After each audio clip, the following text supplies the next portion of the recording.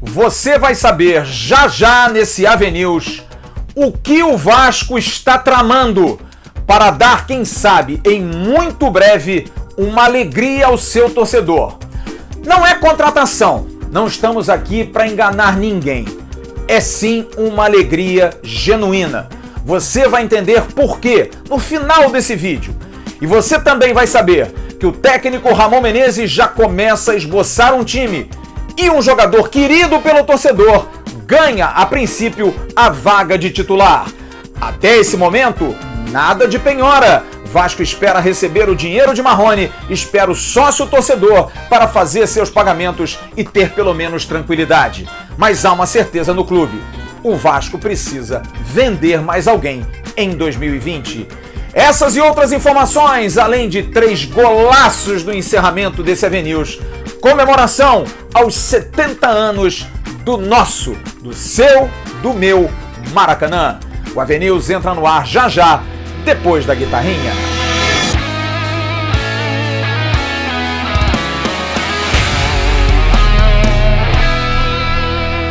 Alô, turma! Um grande abraço, um abraço gigante a todos vocês ligados no canal Atenção Vascaínos, nessa terça-feira, dia 16 de junho de 2020. Dia do aniversário do maior estádio do mundo, do nosso, do meu, do seu Maracanã. Desde 1950, abraçando a todo o povo do estado do Rio de Janeiro e também a todos que gostam do futebol do Brasil e do mundo. Maracanã, que é berço de grandes partidas do Vasco, de grandes lembranças do Vasco.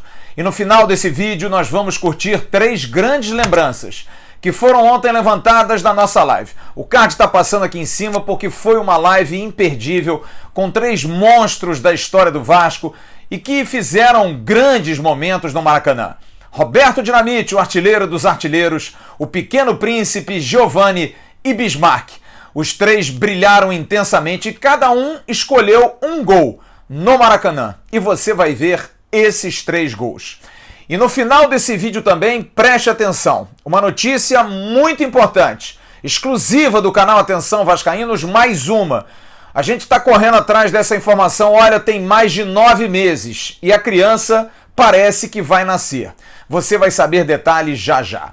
O que a gente informa agora nessa abertura do AVNews, muito obrigado a você que está aqui conosco, curtindo, compartilhando. Você que não é inscrito, inscreva-se no canal e acione o sininho da notificação para receber sempre os avisos dos nossos vídeos. Ao que parece, o Campeonato Carioca realmente vai voltar. A Secretaria de Estado de Saúde deu hoje, segundo o decreto estadual 47.112, o ok com a aprovação do protocolo feito pelos clubes para que o Campeonato Carioca volte no final de semana. Já nessa semana, na próxima quinta-feira, já teria o primeiro jogo, Bangu e Flamengo, no Maracanã. Tudo ok, sem público. E o Vasco, a princípio, jogando domingo contra o Macaé em São Januário. Está acontecendo agora mais um arbitral, o arbitral ontem de quase 8 horas. A gente chegou a ficar preocupado. Tanto tempo assim era para definir o Campeonato Carioca ou para descobrir a vacina da Covid-19? Ô, dirigentes do futebol do Rio de Janeiro, nem assim vocês se entendem. Mas domingo o Vasco deve enfrentar o Macaé. E para isso, o treino continua. E agora treino com bola. Os jogadores estão treinando sim com bola e a informação que nós temos, dada pela Globoesporte.com e nós confirmamos, é de que o técnico Ramon Menezes começa a experimentar um time. E olha, com alterações, a mais significativa. Sei que a torcida vai gostar. Ricardo Graça no lugar de Wehrley na zaga. Ele fez ali um joguinho, um mini coletivo, uma tentativa de arrumação e deu chance também para Bruno César, que está voltando, a princípio para ser titular, um meia de ligação, e Thales Magno, que vai voltar depois da lesão que teve em fevereiro. A pandemia, de alguma forma, o ajudou e ele vai voltar. E aí, ele fez algumas outras modificações. Por exemplo, mantendo um esquema 4-3-3, como jogava com o Marrone, com a entrada ou de Martim Benítez pela direita ou então de Vinícius. Sendo que o Martim Benítez joga até num 4-4-2, faz também essa função. Se não, Vinícius entrando agudo. Ele também chegou a experimentar Felipe Bastos em posições de meio de campo. Mas alguns jogadores sempre treinando entre os titulares. Fernando Miguel, Iago Pikachu, Ricardo Graça, Leandro Castanho e Henrique, a defesa titular a partir de agora, e Germán Cano na frente. Andrei Raul formavam o restante do meio-campo ao lado do Martim Benítez e do Bruno César, e o Thales fazendo dupla com o Germancano. Germancano que vem chamando muita atenção, mais magro, mais forte, fazendo treinamentos intensivos, parece que não parou nesses 70 dias sem futebol. O preparador físico, Léo Cupertino, vai falar de Germancano e vai aproveitar para falar também de Fred Guarim, porque Fred Guarim ainda não chegou ao Brasil, fez os exames, como o Emerson Rocha informou hoje no Bom Dia Gigante, na sexta-feira, dia 12, trouxe para o governo, porque na Colômbia você precisa ter autorização do teste da Covid negativo para entrar ou sair do país. Ele fez isso quando entrou e agora para sair deu negativo, os 2 exames ok, mas ontem foi feriado na Colômbia, ele não conseguiu do governo a liberação para viagem. Hoje correu atrás disso e deve estar saindo amanhã da Colômbia para vir ao Brasil. E, a princípio, não deve ter condição de jogar domingo contra o Macaé. Léo Cupertino, então, preparador físico do Vasco, fala sobre a ótima fase de Germancano e também sobre a condição de Fred Guarim. Germancano, muito bem, né? Emagreceu, o atleta está com nível de força bom, resposta muito positiva também nos treinos, com bola principalmente. Nos deixou muito feliz essa apresentação dele. Apesar de eu não ter estado com ele antes da parada, mas tem acesso aí aos dados dele, que o pessoal me passou, e a gente está contente pra caramba, porque ele está se dedicando muito aos treinamentos e evoluindo diariamente, e está assim, com nível de força bom, se encontra numa condição boa também. A gente está muito esperançoso que ele possa dar conta também desse início de competição aí. Volto a frisar, como foram 77 dias parado, quanto mais tempo nós tivermos, a equipe vai estar numa evolução muito maior. Agora, sobre o Fred Guarim, é um atleta que foi liberado pela diretoria para ele poder ir ao seu país, resolver problemas particulares. Sim, está sendo monitorado. Quando estava aqui, estava monitorado, fazendo parte dos pequenos grupos. Quando esteve lá também, monitorado. É óbvio que temos que entender o lado do atleta, as dificuldades que ele tem para poder treinar, não é a mesma que ele teria aqui. Mas assim que chegar ao Brasil, nós estamos esperando a apresentação dele aí, vão ser feitos todo o processo, protocolo aí de pós-Covid, os exames nele e o protocolo nosso de treinamento, e a gente espera sim o mais rápido possível que ele esteja integrado junto com o grupo, mas tem um programa de treinamento específico para ele, tá certo? Um abração, estou sempre à sua disposição. Para você entender, agora a gente tem que voltar a ter uma memória boa, porque o Vasco jogou sua última partida no dia 15 de março contra o Fluminense. O Vasco faz uma péssima campanha no Campeonato Carioca, é o 9º colocado no geral, com 9 pontos ganhos, uma classificação horrorosa. Dentro do seu grupo, no segundo turno, jogando com os próprios do grupo, o Vasco é o penúltimo com 2 pontos. O Fluminense é o líder com 9, o Madureira tem 6, o Volta Redonda tem 4, o Macaé tem 3, o Vasco tem 2 e o Resende tem 1. O Vasco tem uma chance apenas de conseguir se classificar. Na próxima rodada, Fluminense e Volta Redonda. O Fluminense tem que ganhar do Volta Redonda, máximo empatar. O Madureira não pode ganhar do Resende, pode até empatar. Se o Madureira ganhar, acabou. O Madureira já fica com 9 pontos, o máximo que o Vasco chega. Mesmo vencendo seus 2 jogos contra o Macaé e também contra o próprio Madureira, o Vasco da Gama vai até 8 pontos e ficaria de fora. E aí, acontecendo isso, o Madureira não ganhando do Resende ou empatando e o Vasco ganhando do Macaé, vai para a última rodada. O Vasco pega o Madureira, tem que vencer, e aí é o Volta Redonda que não pode ganhar do Resende. Num clássico ali da região sul-fluminense.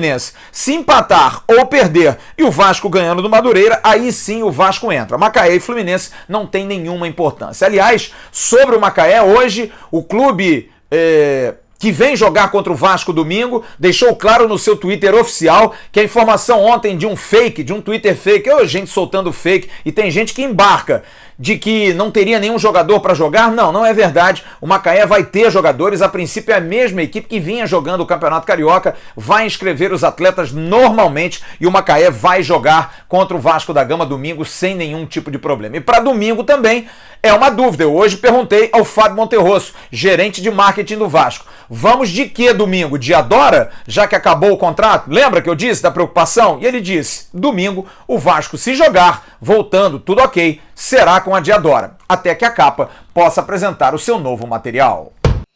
Vamos então agora falar do bloco financeiro. Até o momento em que a gente gravava esse vídeo, nada em relação à questão das penhoras. Estou em cima do jurídico do Vasco, estou ali em cima querendo saber e até esse momento nada em relação ao pedido feito na última sexta-feira pelo escritório Barreira, que queria a penhora de 20% das questões envolvendo a transação de Marrone. Aliás, por falar em Marrone, é muita informação truncada, gente. Eu vou pelo básico, aquilo que eu apurei, aquilo que eu pude depurar da situação. Para mim é matemática simples. O Vasco solta uma nota oficial dizendo que 56% do valor da venda veio para o Vasco. Se o Vasco vendeu 80% a 20 milhões, é só fazer a conta. 14 milhões é para o Vasco da Gama. Não vou aqui especular que foi 15, que foi 16. Para mim é 14 milhões. E fica bastante claro. Se o Atlético Mineiro não vender o Marrone em 2 anos, vai ter que comprar o jogador por 1,5 milhão de euros. Cerca hoje de 8,7 milhões de reais.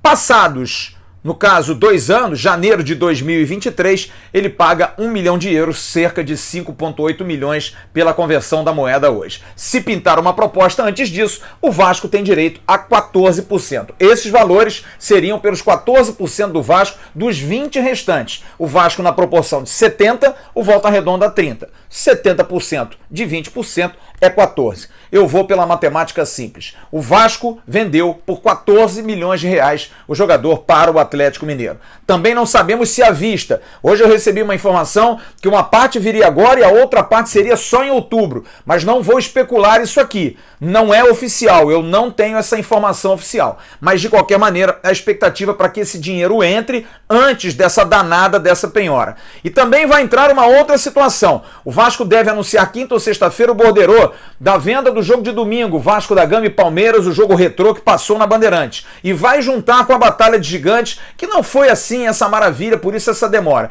Vai se juntar tudo isso para se anunciar um borderô. Da mesma forma, o sócio-torcedor, até o dia 20, 25 mais ou menos, ainda vai se esperar.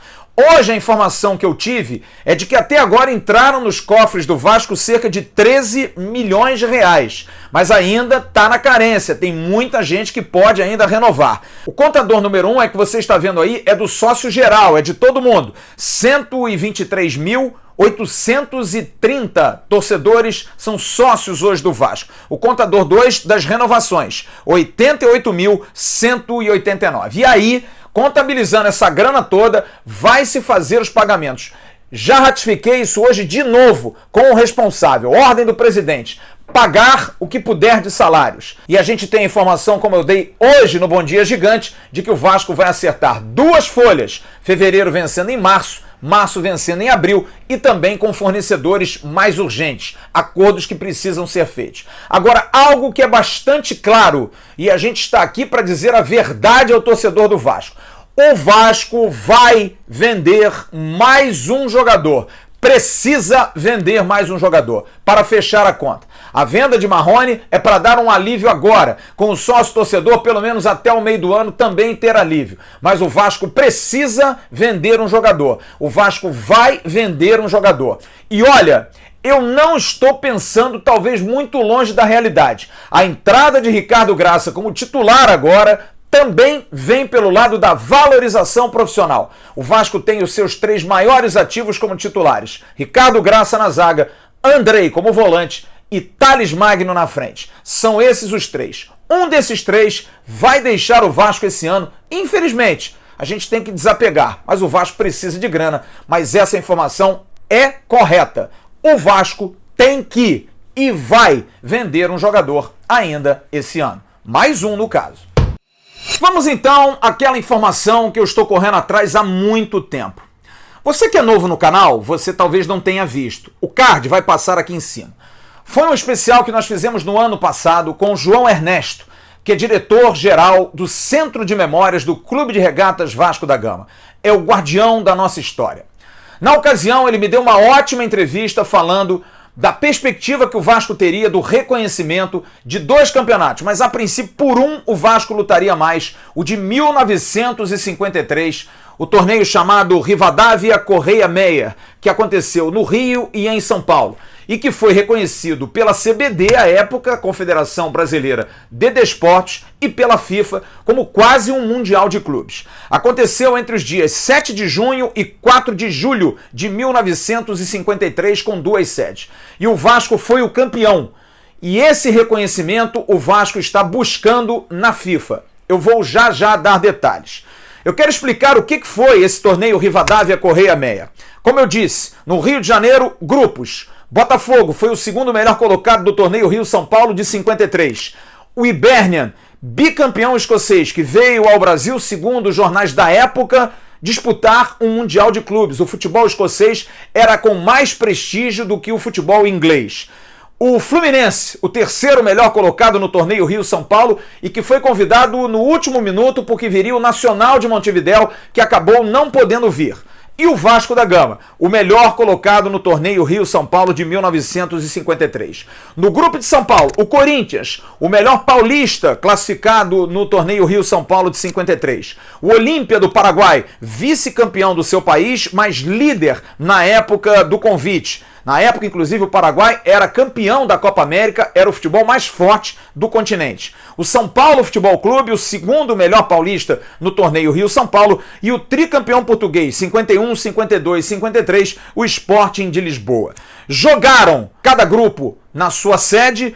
O Vasco empatou com o Hibernian em 3-3, o Botafogo venceu o Hibernian por 3-1, o Vasco venceu o Fluminense por 3-1, Botafogo e Fluminense 2-2, Fluminense 3-0 no Hibernian e o Vasco venceu o Botafogo por 2-1.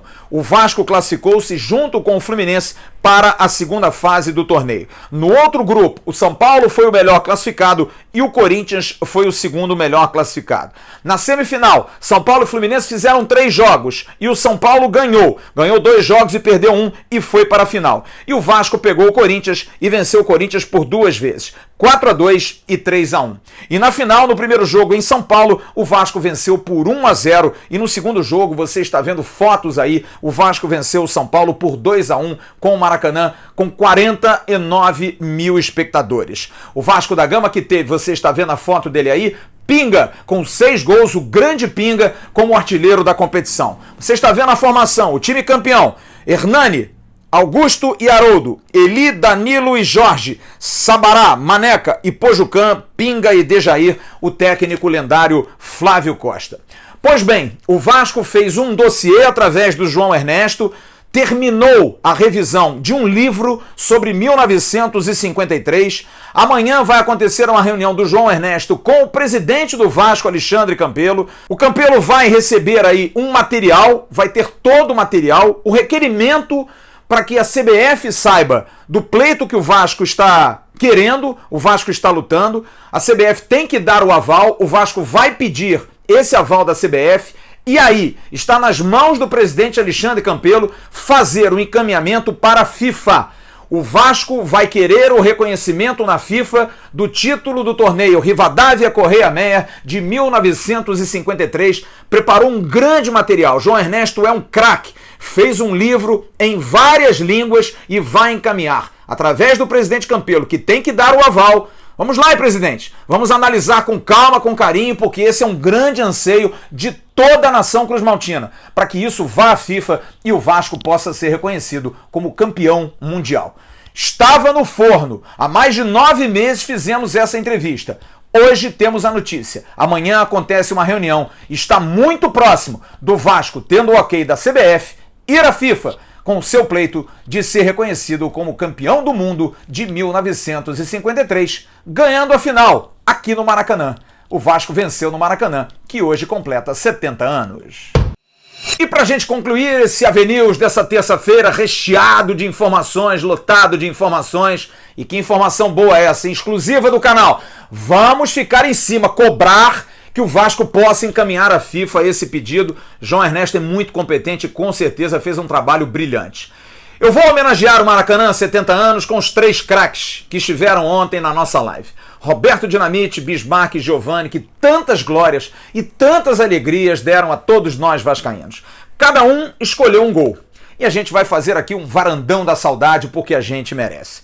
O primeiro vai fazer agora, dia 19 de julho, mais um ano. porque foi em 1988, esse gol tem exatos 32 anos, é isso mesmo, se a minha matemática está correta, tem 32 anos, o gol de Bismarck, numa vitória por 2-1 do Vasco da Gama em cima do Flamengo de virada. Bebeto fez 1 para o Flamengo, Bismarck fez esse golaço, o lançamento do Giovani, dominou pela direita, cortou para dentro e de canhota bateu forte no canto do goleiro Zé Carlos e Romário acabou fazendo 2-1. O Vasco venceu o Flamengo por 2-1 e foi campeão em seguida com o gol de cocada. Vamos então ver esse golaço de Bismarck, o gol que ele classificou como o gol mais bonito feito por ele no Maracanã.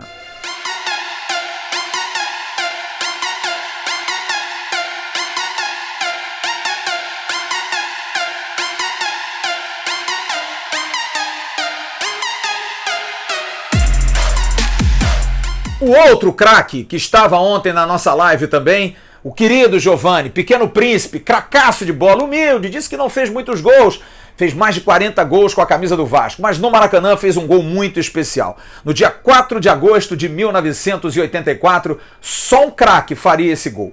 No gol do Flamengo estava o Baldo Matildo Fijol, o argentino campeão do mundo em 78 e que esteve 2 anos antes na Copa do Mundo de 82 na Espanha, jogou inclusive contra o Brasil e era considerado um dos maiores goleiros do mundo. Você vai ver aí o que fez o Giovani com o argentino. Matou a bola, girou, meteu por cobertura e o Fijol até hoje não sabe como aquela bola entrou. Giovani, o gol mais bonito dele no aniversário do Maracanã.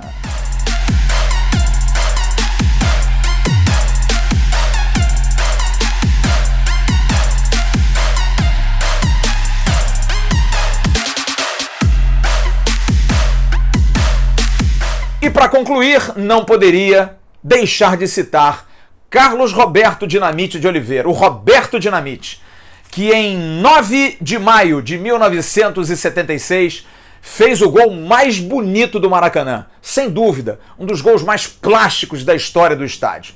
Era um jogo de Taça Guanabara, o Vasco precisava vencer para passar. E nos acréscimos, você vai ver essa pintura marcada na retina de todos nós vascaínos.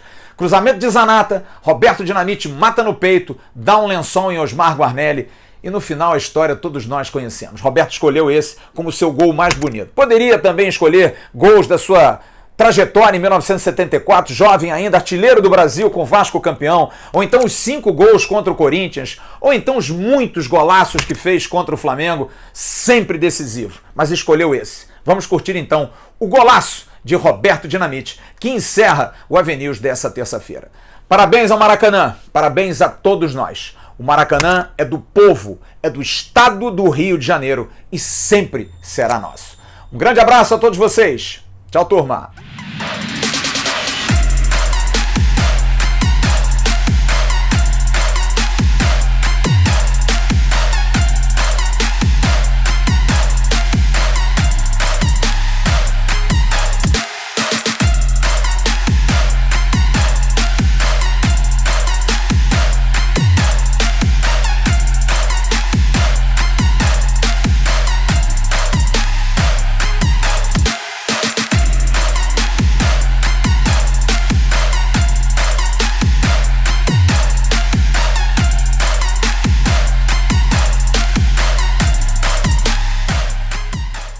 Reformar a casa, apartamento ou loja, fazer um novo escritório, pensar num projeto diferente para onde você vive ou trabalha. Para realizar é preciso planejar, botar no papel e mãos à obra. No Rio e na cidade do Porto, a SMA Arquitetura e Design e a Polímer são as suas parceiras para isso. Envie um e-mail para sma.arquitetos@gmail.com ou ligue 021 964330280 e faremos o melhor com o orçamento ideal para você.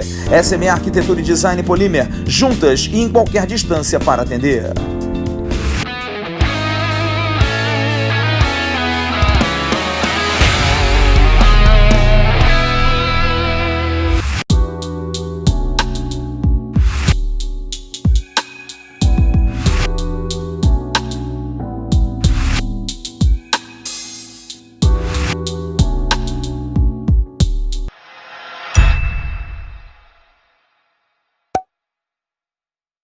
Atenção, vascaínos, ao Vasco nada! Tudo! Então como é que é? Casaca!